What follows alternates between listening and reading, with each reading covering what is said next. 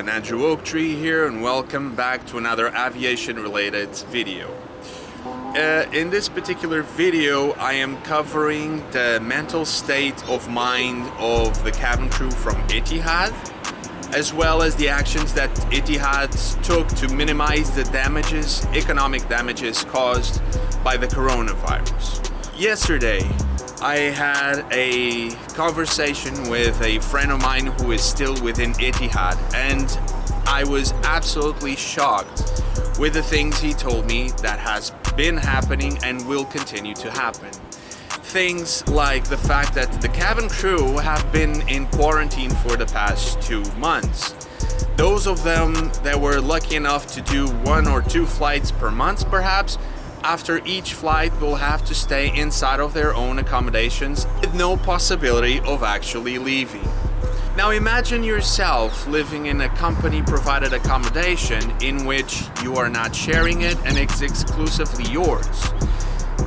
Now this, by being in quarantine, means that you will have absolutely no contact whatsoever, with the exception of your flights, if you still have them. Now, I am extremely worried about this because my friend, he was devastated with the fact that, you know, in a mental state, this affects you tremendously. You can use your time, to improve yourself, to learn new things, but in the end of the day, you are all by yourself. And on top of this, I believe that the measures taken by Etihad to minimize the impact caused by the virus have been extremely wrong. As I mentioned in previous videos, I have the utmost respect for an airline like Etihad Airways. So far, it has been the only airline or company that I've worked for in which I was proud for the job that I did do and the things that I learned from working with Etihad Airways. However, some things that were wrong in the past were the philosophy of the company to think that onboard leaders are required to give improvement requirements and reports to other cabin crew, with the penalty of not being able to receive the bonus in the end of the year. So it's kind of like, for me to get the money, I need to screw other people. For me, this was never correct, but still, people who did love the company still went forward and accepted not getting the bonus because things were not as correct as it should be. Now, a thing that I've learned yesterday was the fact that several people that have been with Etihad for several years, probably since the beginning, have been terminated. People that whenever Etihad needed guiding or counseling about manuals that they wish to publish, they would go to these cabin crews and ask for their feedback, their opinions, what they thought should be corrected in these things. They would take time out of their off time, out of their personal time, their personal life, to help the company. And how is the company rewarding these cabin crews? By terminating them. One in particular moved his entire family from the other side of the world to come and live with him with Etihad Airways so that they could be together.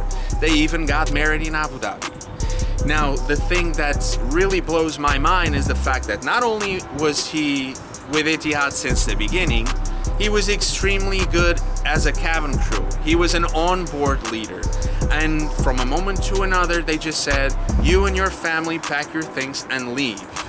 Now, the problem with this scenario, you might ask, considering the fact that this is pretty much happening to all of them, is the fact that Etihad itself is not considering the fact that if they want to lay off crew, in my personal opinion, they should start with the last ones that join the airline.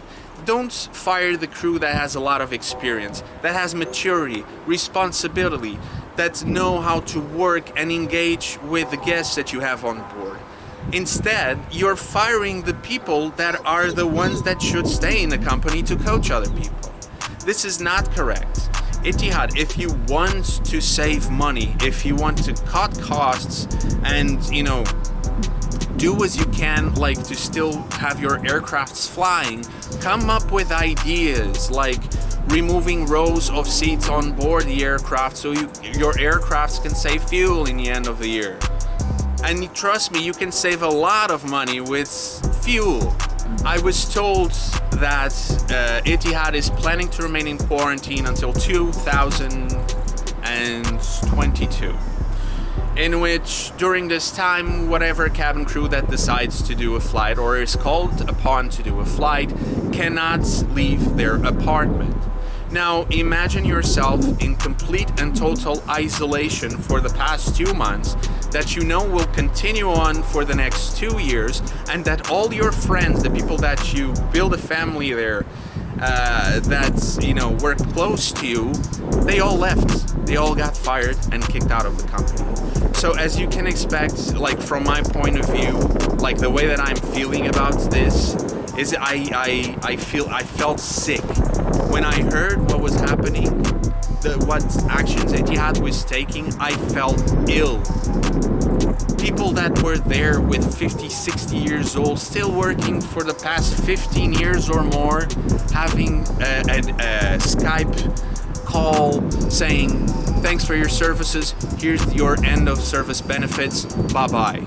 What do you think is going to happen to these people, especially in a mid-crisis like we're facing now? Do you think it's going to be easy to find a job?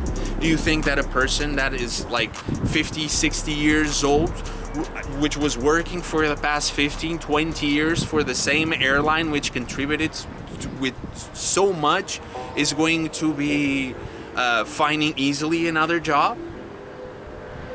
This is not correct, Etihad. Really, like some things, you know, even these some things that you've done in the past which are not correct, the crew still accepted them because this is what you wanted, and the conditions that you were providing were acceptable, were very good. However, with this, especially having the CEO said in meetings, private meetings with other onboard leaders, that no firing would be taking place until he himself gave the order and announced that this was going to happen. He never announced. He proceeded with the firing of thousands of cabin crew, which apparently have absolutely no criteria. It's not the young, it's not the people that, were bad cabin crew that made mistakes. These are people that has been with the company for many years, that have immaculate performance, that have immaculate profiles. And these are the people you're letting go. Now, think about this also. I will end the video here. I'm extremely pissed off, as you can see. But I will end the video with just a single question for Etihad. What do you think will happen with the crew that will not get fired and saw all their families and friends being kicked out of the country because you simply decided they were no longer needed? These are the crew which in the future you will tell them probably the same thing about the IRs, about the reports.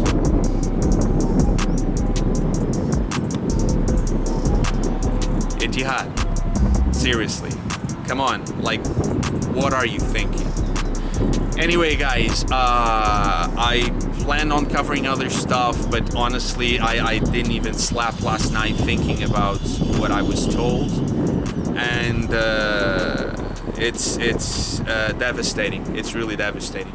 If by any chance one of you that got fired is watching this video, I am really, really sorry for you. I am really, really sorry that you did so many sacrifices and you gave so many years of service to an airline that when the time came to throw out people, decided to go with people that had absolutely no reason to even exit the company.